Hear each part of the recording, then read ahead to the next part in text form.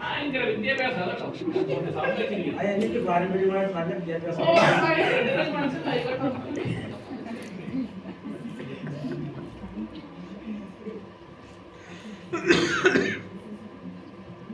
എന്തിനാണ് ആത്മഹത്യ ചെയ്തത്?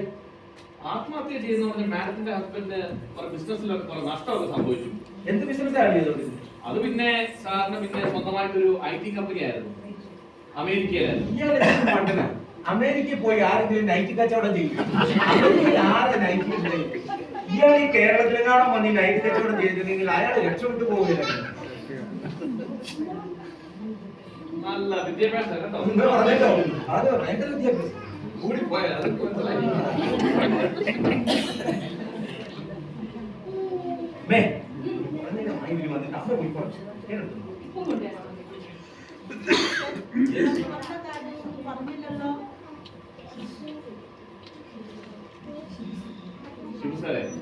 ഈ വിദേശ രാജ്യങ്ങളിലൊന്നും ഇതൊന്നും വലിയ കാര്യമൊന്നുമല്ല. ഇതൊക്കെ ഇപ്പോൾ നമ്മുടെ നാട്ടിലും സ്വാഭാവികമായിട്ട് ആയി വരുന്നുണ്ട്.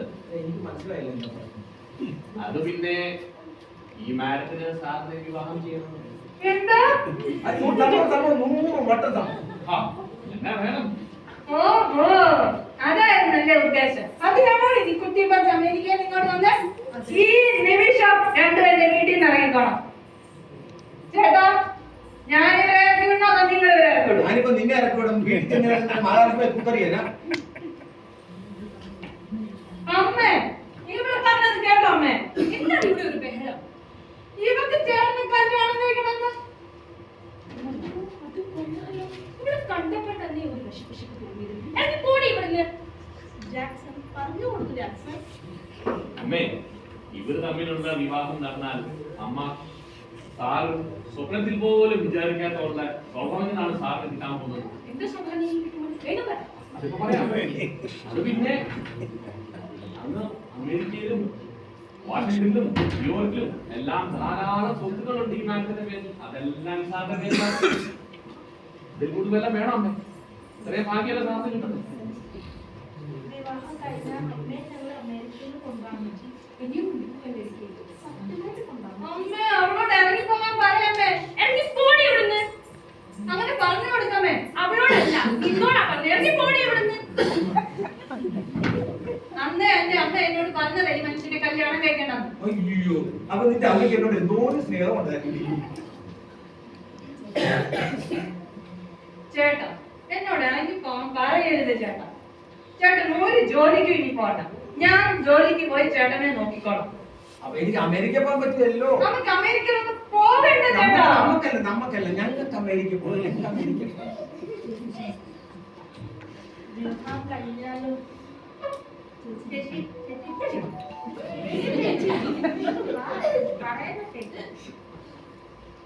വിഷമിക്കണം കേട്ടോ.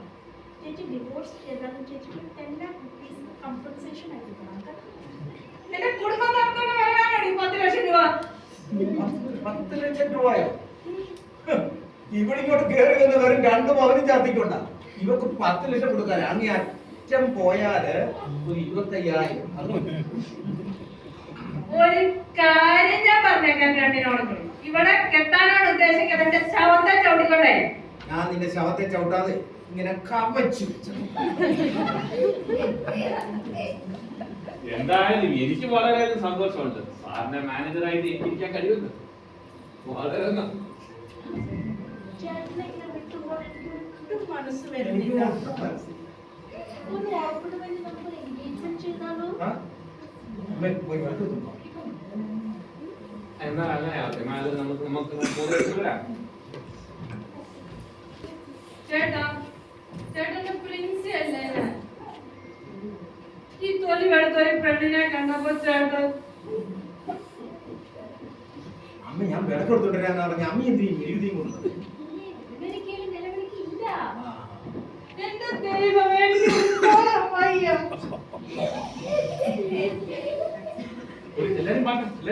നമുക്ക് ഒരു ക്യാമറ പോസ് ചെയ്യാം. ക്യാമറ ഫുൾ സെറ്റപ്പ് ആയിട്ടാണ്.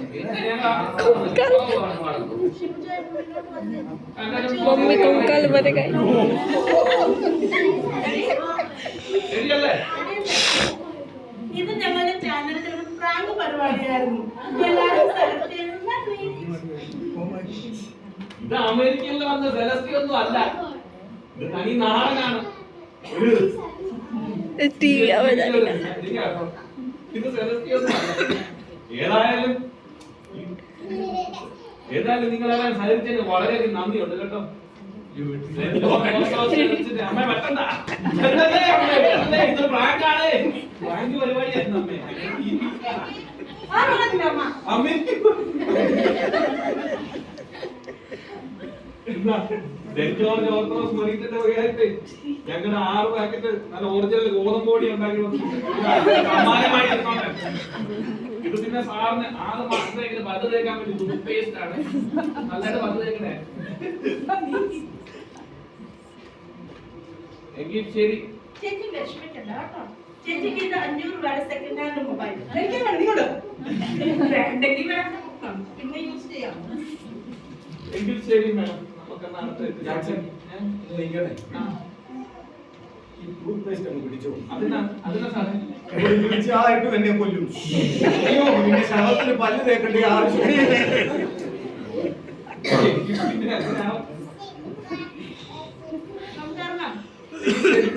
വേറെ എപ്പിസോഡ് പിടിക്കണം. അതെ, ഞങ്ങൾ എനിക്ക് ഇറങ്ങുവാണ്. അടുത്ത എപ്പിസോഡിലേക്ക് പിന്നെ കാണാം. ബൈ. അടിപൊളി.